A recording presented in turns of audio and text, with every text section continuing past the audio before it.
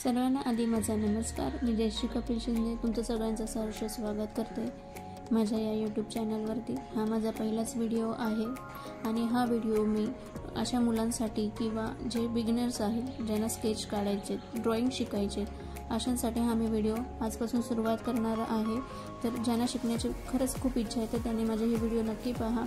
आणि व्हिडिओ करताना माझा पहिला हेतू आहे की बरेच असे विद्यार्थी असतात की त्यांना क्लासेस अटेंड करता येत नाही किंवा बऱ्याच अशा गोष्टी येतात, अडचणी येतात. पण तुम्ही जर माझे आठवड्यातून हे 2 व्हिडिओ पाहिले तर तुमची चांगली सुरुवात होणार आहे ड्रॉइंग काढण्यासाठी. त्याच्यासाठी मी हा घेऊन आले फ्री क्लास. तर तुम्हाला ड्रॉइंग शिकण्याआधी काही बेसिक्स माहिती असणे आवश्यक असतात. मग ते बेसिकमध्ये काय काय असणार आहे, काय काय आपल्याला यूज करायचं आहे, ते सगळं साहित्य मी आज तुम्हाला सांगणार आहे. आजच्या व्हिडिओमध्ये फक्त मी तुम्हाला काही माहिती देणार आहे की तुम्ही प्लीज बघा, व्हिडिओ हा पूर्ण बघा आणि त्यामुळे तुमची सुरुवाती होईल. काही साहित्य नसतील तर ते तुम्ही स्टेशनरी दुकानातून जाऊन घेऊन आणू शकता. ते इतके महागही नाही आहे, ते तुम्हाला घेता येतील असेच आहे. तर मी एक एक करून तुम्हाला ते सगळे साहित्य दाखवते. आधीच मी एक लिस्ट तयार करून ठेवली आहे, तर ती लिस्ट मी एक एक करून तुम्हाला सांगणार आहे आणि त्या वस्तूही दाखवणार आहे. तर तुम्ही ते पहिला पाहून घ्यावे. पहिले आहे ड्रॉइंग सप्लाईज फॉर बिगिनर्स. त्याच्यामध्ये येणार आहे sketch pad and good quality drawing paper. तुमच्याकडे जर ड्रॉइंगसाठी चांगला क्वालिटीचा पेपर लागणार आहे म्हणजे ह्या प्रकारचा असेल तो, त्यामध्ये तुम्हाला साईजसुद्धा अवेलेबल आहे. त्या साईजचा व्हिडिओ पण मी नंतर करेल. फक्त आता जस्ट तुम्ही पाहून घ्या. माझ्याकडे ही एक छोटी बुक आहे आणि ही एक मोठी आहे. तर तुम्ही सुरुवात लहान बुकपासून पण करू शकता. ही बुक आहे A5 स्केच बुक. याच्यामध्ये मी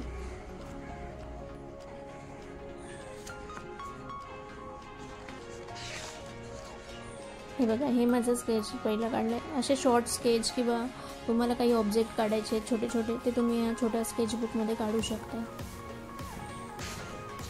त्यानंतर सेकंड तुम्हाला आहे ग्रेफाईट पेन्सिल्स. तर मी स्वतः आर्टलाईनचे स्केच पेन्सिल्स यूज करते, ते तुम्हाला दाखवते मी. तर ह्या आर्टलाईनच्या पेन्सिल्स मी यूज करते. बऱ्याच मी माझ्या वापरल्या आहेत. तर HB पासून ते 10B पर्यंत तुम्हाला ह्या पेन्सिल मिळतील. एक सेटच मिळेल हा पेन्सिलचा. ह्या अशा 6 पेन्सिल आहेत, HB, 2B, 4B, 6B, 8B and 10B. तर ह्या पेन्सिलने तुम्ही खूप सुंदर असं स्केच काढू शकतात. तर तुम्हाला ह्या पेन्सिल्स घ्यायच्या आहेत. त्यानंतर तुम्हाला घ्यावे लागणार आहे शार्पनर. ते तर सगळ्यांकडेच असतं. त्यानंतर इरेझर. आता इथं इरेझर कोणतं लागणार आहे ते ह्या ठिकाणी नेडेड एक नेडेड राहतं. ते आपण आपल्या पाहिजे त्या पद्धतीने त्याला हे करून ज्याप्रमाणे आपल्याला वापरायचं त्याला आपण असे यूज करू शकतो. त्यानंतर दुसरं आहे ग्रुपचं हे बघा, ह्या प्रकारचं. याची रिफिलसुद्धा मिळते आणि आपल्याला पाहिजे तसं यूज करता येतं. हे डॉम्सचं आहे, हे सुद्धा लागणार आहे.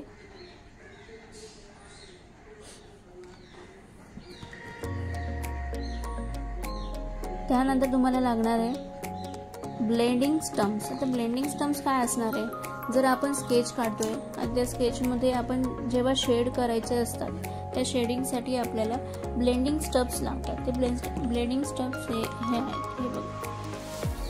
त्याचे पण साईज आहेत.